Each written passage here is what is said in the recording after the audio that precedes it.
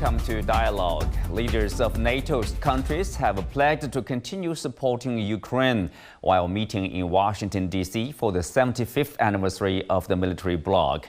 And for the first time, NATO issued a warning to China over so-called military aid to Russia. Will the NATO support promised at the summit be enough to impact the Ukraine-Russian conflict? What is China's reaction to the warning? And what will possible NATO expansion into the Asia-Pacific region mean to regional countries? Join us for our discussion today. Live from Beijing, I'm Xu Qinduo.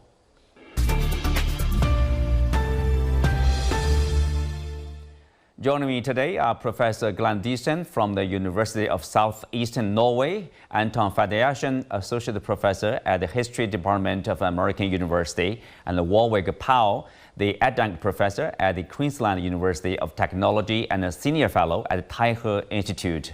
Welcome to the show. Glenn, I will start with you. So the NATO Summit, 75th anniversary, seems like more aid to Ukraine, more weapons, better weapons, and of course, also pointing finger at China. What do you make of the summit? Well, it's been interesting. Some of the things are not that new. Obviously, offering Ukraine irreversible path to NATO membership is, I guess, another way of keeping a carrot in front of Ukraine to keep the Ukrainians fighting, but without committing NATO in any way. So in other words, have Ukraine fight for NATO, but without NATO fighting for Ukraine. So that was, I guess, predictable. As you also suggested, it's not just more weapons, but also better weapons, which will be coming Ukraine's way, as Zelensky obviously wants a lot of air defense systems, and he's also been looking forward to the F-16s. But even then, he would need help to keep the F-16 safe on ground. So I guess that there will be some further escalations following this. It's not just more weapons, but also weapons which escalates the conflict. So, but also beyond this, I guess the big thing really was also the fact that China was picked out as now also not just an adversary of NATO, but they went to the length of even blaming China, of all countries, for this conflict, which is, quite extraordinary, not ignoring NATO's own role in provoking this war and sabotaging all peace agreements, as well as rejecting all diplomacy and negotiations and only pursuing a military path. But still, they found a way of blaming China for the war instead, which, again, was, I guess, one of the more, not unexpected, but the biggest surprise, at least, from this summit. Interesting there. Let's starting with the aid, like 40 billion euros or about 43 billion US dollars for the next year. And Tom, is that enough, to impact on the situation, of course, between Russia and Ukraine in the battleground? And also, more importantly, is that just one, just for next year? What about the year after? Things like that. They talk about, Trump proof. Are they doing that? So, Sue, of course, the 40 billion will have an impact on the war in Ukraine. It's a lot of money, which will be translated into weapons. The question is what kind of impact this will have. NATO is hoping that it will somehow turn things around. I don't know of a single sane military expert that actually believes that it will favor Ukraine. It may slightly slow down the Russian progress along the enormous front line that they're remorselessly moving forward through, but I don't see how this will really change anything. It will definitely prolong the war, and so a lot more Ukrainians will die, and Ukraine will irretrievably continue to lose territory. Let's see what happens. But we've gone through so many wonder weapons at this point after 2 years that even Mark Milley, when he was still the chairman of the Joint Chiefs of Staffs, warned that even the F-16s, whenever they get there, and it looks like some may start appearing this summer, he even admitted that these will not be game changer. So all of this will prolong the war. I think what NATO's really doing with the 40 billion for next year, without really any guarantees thereafter, is Trump-proofing NATO support for Ukraine. Because during the summit in Washington, what I find particularly interesting is that so many of the major leaders, I mean the leaders of the major NATO countries, are facing such domestic problems at home. And this, of course, begins with Joe Biden himself. And everyone is now very seriously considering the fact that not only that he may step down as the frontrunner, the official candidate of the Democratic Party in the U.S., but that Trump may actually win the election regardless of what the Democrats do at this point. So part of the 40 billion promise, which is a verbal one for now, and we've seen promises that have failed to actually come to fruition or to fulfill exactly what they promised. Part of that is Trump-proofing NATO support for Ukraine. But it also tells us that NATO is perfectly willing to let this war go on for another 6 months and potentially a year. And this is ultimately very bad news for Ukraine, unfortunately. Well, Warwick, I mean, okay, more money, more weapons, but that does not ensure Ukraine's success. So the war will continue. And okay, what is the ultimate goal? Of course, they have been talking about defeating Russia. Do you think another year will be the time for them to achieve that goal? The ultimate goal is to get to the 5th of November in terms of the American political elite. 5th of November is the American presidential election, and the American presidential election cycle in relation to warfare has actually got form. We've seen it in Vietnam before, when everyone inside the Beltway knew at the time that the Americans and the South Vietnamese were not going to prevail, and yet they prolonged that war so as to get through an electoral cycle. They don't really care what the damage is on the ground. They clearly don't care about the mortalities and the injuries that are piling up every day, the bloodshed and the destruction of cities and towns and livelihoods, the destruction of land and infrastructure. What they want to do is get to the 5th of November. We've already seen $60 billion announced earlier this year. $60 billion. That was meant to see them through. Now we've got another $40 billion. You know, this is just a money laundering activity for the defense industry at the expense of ordinary people in Ukraine. And unfortunately, it is not going to turn the tide as far as NATO or the Ukrainians are concerned. Well, Glenn, earlier Anton talked about domestic challenges for the NATO countries.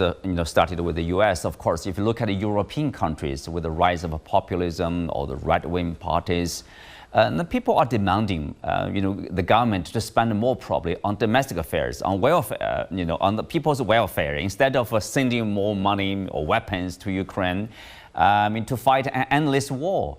So is that also a factor probably, long-term affecting the decision-making process of those countries? Well, I would say definitely, because this war is consuming a lot of resources which could be used at home. And I think as we now see, the huge amount of population no longer feel represented by the government. And the war has become a big issue in this way. The majority now wants the EU and the US, both the Americans and the Europeans, want negotiations to start, to have diplomacy, to find a way of pursuing an end to this war. But we see what our leaders are actually doing. They're doing everything to prevent negotiations. And just see what Viktor Orban did lately. He traveled to Kiev, to Moscow, to Beijing. He's going to now meet with Trump. He's trying to find ways of pursuing peace. And the EU is looking for ways to punish him, as well as NATO, for being disobedient. So there's a huge gap now between the political media elites and the public. So people are getting more unhappy with the way NATO is pursuing this war and rejecting any peace negotiations. And at the same time, of course, you have this huge shift of resources away from the public, which is also causing a lot of unhappiness, and not just the United States, but France, the United Kingdom. So I think it's hard to address any of the real problems we have if you don't address also the ongoing war. And it's not just the money we spend on sending to Ukraine and buying weaponry. It's also the decoupling from Russia, which is having a huge impact on industries. It turns out that you can't really have competitive industries if you cut yourself off from your main energy supplier. Mm-hmm. And also now the Americans are pushing for the Europeans to also label China as an enemy, which would then push for economic decoupling from China, which would make the European economies even less efficient and more reliant on the United States. So things are going from bad to worse. And if you want to address this, you have to talk about the war. But among the political media elites, there's a consensus that we will fight to the last Ukrainian. And this is becoming very devastating for Europe as well. Well, speak of that, Glenn, the latest news has that the Ukrainians, they are recruiting the convicts, obviously, for the lack of, soldiers in the front line. They report that that's a practice, by Russia. Now it's Ukraine. So obviously that says something about the situation. I mean, kind of, being desperate to fight the war, to continue the war. And there's also the recruitment policies are becoming much more, or tactics are becoming much more aggressive. So Ukrainian social media is flooded with videos of men being dragged off the streets and pulled into minivans to be sent to the front, often with very little training. And this is part of the collapse we see in Ukraine, as they have a huge shortage of soldiers. And Russia's further thinning out the Ukrainian defenses by opening new front lines in the Kharkov region. So the problem now for the Ukrainians is they need more men, but the more aggressive these recruitment policies become, and also sending in soldiers and prisoners, of course, is that the soldiers become less reliable. And you see now more and more Ukrainian soldiers surrendering to the Russians, more and more fleeing the battlefield, and more Ukrainian soldiers are simply inexperienced and die in huge and growing numbers on the battlefield.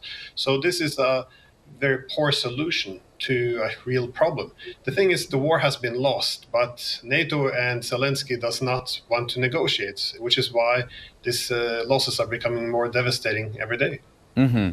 Anton, of course, Glenn mentioned about Viktor Orban, the Prime Minister of Hungary, went to different capitals, Moscow, Beijing, and then Washington, to negotiate, to try to find out a way, diplomacy will play a role to end the war. But he's basically being vilified, and the EU is trying to punish him. What's wrong with diplomacy here? Diplomacy is not part of the program, Sue. That's the simple answer to your question. Diplomacy was never part of the equation from the moment that the Minsk agreements were hammered out. First the first one, and then the second one in 2015, which was then sitting around for 7 years while the Russians waited for the Ukrainians to fulfill their end. Then, of course, there was the Russian attempt to negotiate with the United States in December of 21, several months before the beginning of the war. Then there was another attempt by the Russians to negotiate with the Ukrainians, which was ongoing, first in Belarus, then in Turkey. And now we have multiple sources who have told us beyond a reasonable doubt that these talks were sabotaged by the West. The point for NATO is to fight this war, to use Ukraine as a battering ram. And this is very interesting. It's also very tragic, but it's geopolitically important. Look, NATO celebrating its 75th anniversary from the day that it was created in Washington, D.C. as a standoff, as a deterrent organization. And it did that very successfully, by the way, during the Cold War.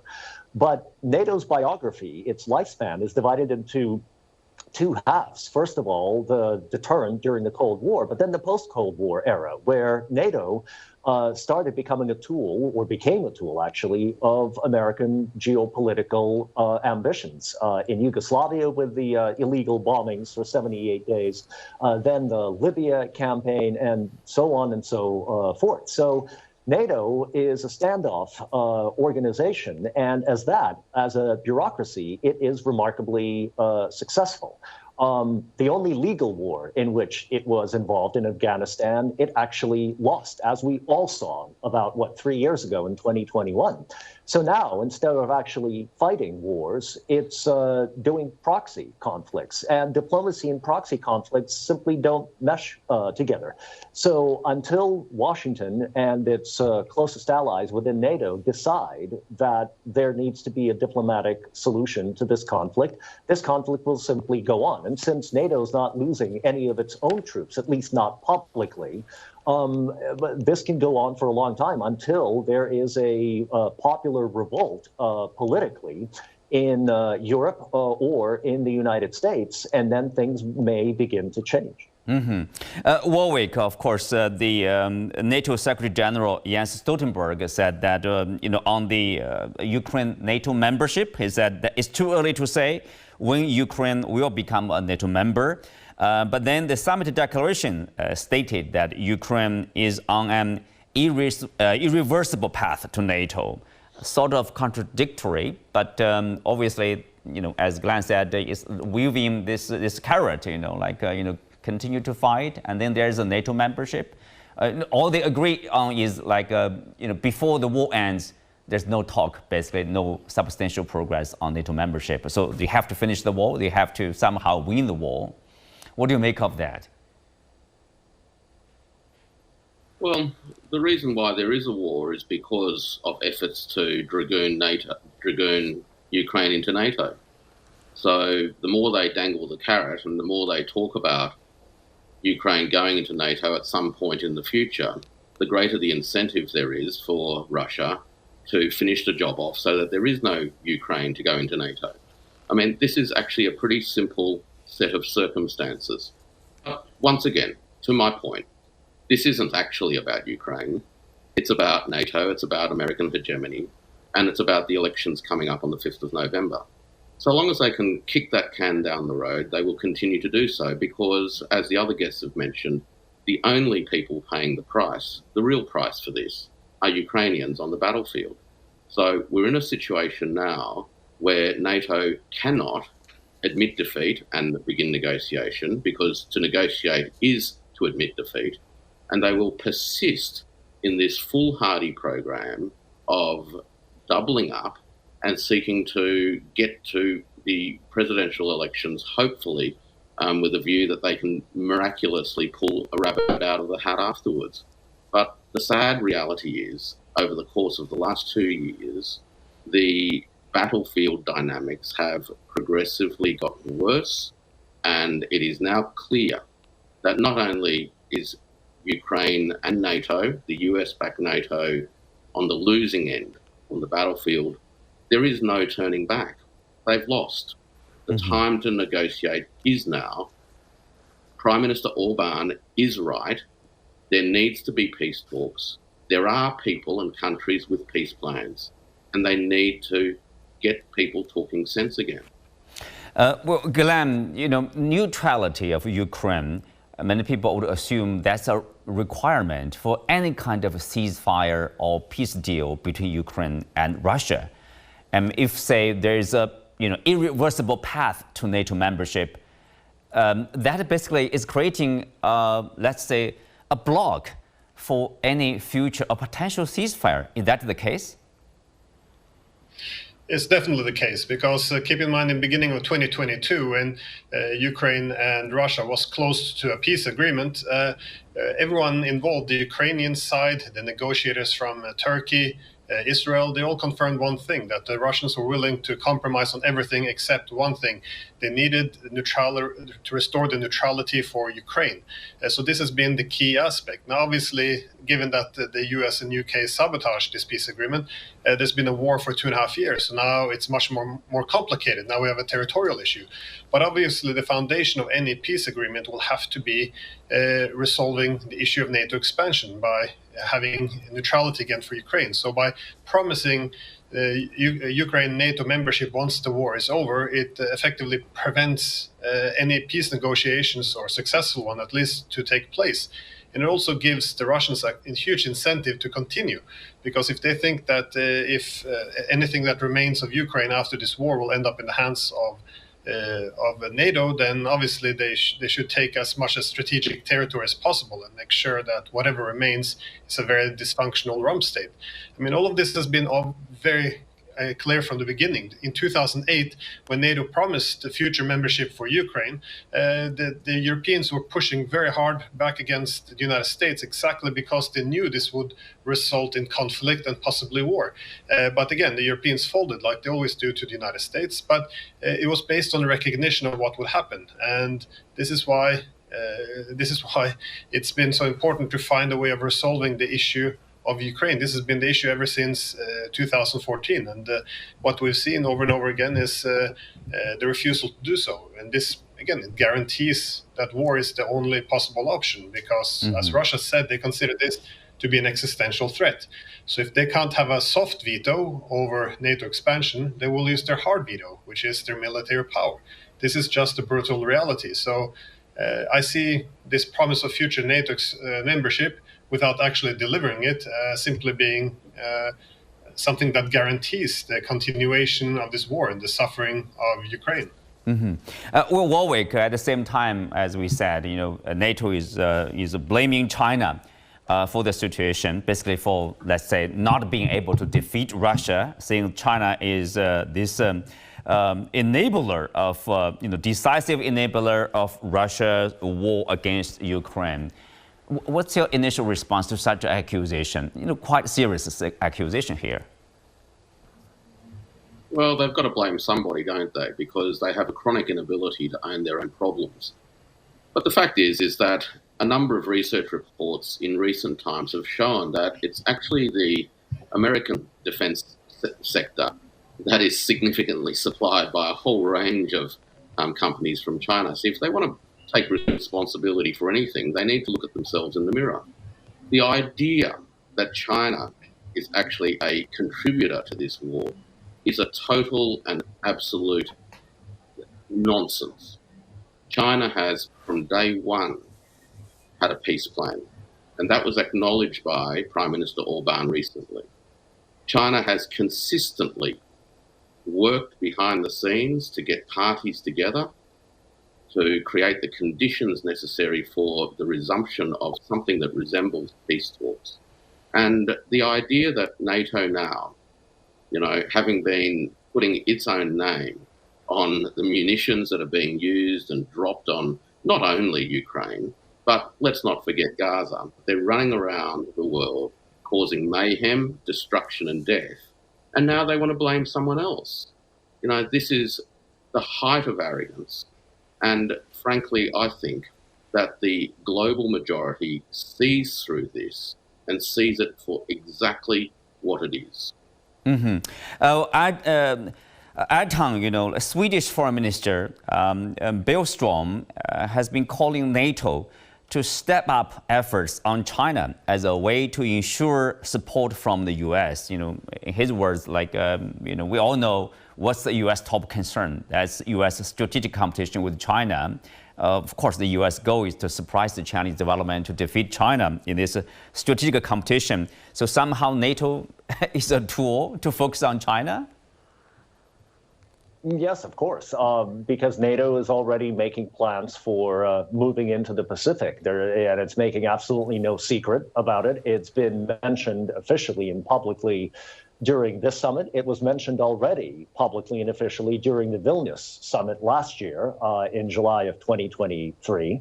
What stuns me is not only the hypocrisy that Warwick was just talking about, but the geopolitical nonsense around the request by NATO for China to not support Russia and therefore to support NATO expansion right up to Russia's border, while at the same time the same organization is already talking about expanding into the Pacific. Now, regardless how some of your viewers may feel about China or its government policies, any sane realist will understand that if you're Chinese and you're hearing that you need to facilitate NATO expansion on the western side of Eurasia, while the same organization, NATO, is talking about expanding right up to China's border and containing it on the eastern side of Eurasia, if you're sitting in Beijing, regardless of what political ideology and idea you espouse, this is simply not going to work for you as a sovereign state. So what NATO is thinking, while it's talking about containing China and at the same time asking China to help contain Russia, is really beyond my understanding, and I think beyond the understanding of any rational and sane and educated person, but that's how it goes. Well, Glam, Chinese Foreign Minister Wang Yi, while speaking in Thailand, he said, we needed to basically, keeping an eye on NATO, reaching out to the Asia Pacific. Earlier, I think last year, at least, NATO was still talking about setting an office in Tokyo, Japan. And for this year's summit, leaders from Australia, Japan, South Korea, and New Zealand attended the summit. So their involvement with some of the Asian countries getting more regular, more close. So is NATO expanding to Asia? I mean, how big a potential threat, let's say, to this region? We know, NATO expansion, at least partly, if not, principally, led to the war in Ukraine. Well, the way that NATO works is a manifestation of U.S. hegemonic ambition. So how it worked against Russia is destabilize Russia internally while surrounded with countries which will be used to balance the Russians. And I think the same is seen as being a possible approach to Asia against China there. Now, the former Australian Prime Minister, Paul Keating, he did warn that NATO in Australia warned against it, that is, because he referred to NATO as a plague that would only bring war and destruction. So he argued that China is obviously the target of NATO in Asia, and he argued we should not make the same mistake with China as was done with Russia, that is to use a peacetime military bloc to provoke and contain another great power. So I think that the objectives are quite clear: to mobilize neighbors of China against China. And this can be done, which is why one should be careful. Keep in mind that between 1991 and 2014, barely 20% of Ukrainians wanted to join NATO, but a coup took care of this, and they were able to push it forward anyways. So I think that similar things can be made in Asia, which is why many people are not too happy about this. Doesn't mean you have to support China against the US or anything. It's not about taking sides. It's simply recognizing that in the international system there's security competition, and you have to realize that you want to pursue measures which de-escalates and mitigates the security competition, and bringing in a massive military bloc to effectively not find peace with China, but to seek to contain or even destroy China. This is, it's pure madness. And as was previously argued, trying to get the Chinese at the same time to ally up and trying to defeat Russia, it makes simply no sense at all. Briefly, Warwick, so this is kind of course, NATO expansion to Asia will create a pressure on the Chinese side, and expectedly there probably will be a response from the Chinese side. Then we will see kind of an escalation, right? Yeah, absolutely. The pursuit of primacy by the Americans through NATO and also through their other partners in the Asia region is anathema to long-term security, peace and prosperity in the region. We're likely to see the beginnings or the continuation now of an escalation ladder, and that's actually not in the interest of any of the countries in the region. The region actually has a history of pushing back against great powers coming in. It's done so successfully historically through institutions like ASEAN, and the countries and peoples of the region need to find it within themselves to rediscover their belief in multipolarism within the region itself and push back. Right. With that, we come to the end for today's show. Many thanks to our guests. You can also watch us on the CGTN app on YouTube. Thank you for being with us. I'm Xu Qinduo. See you next time.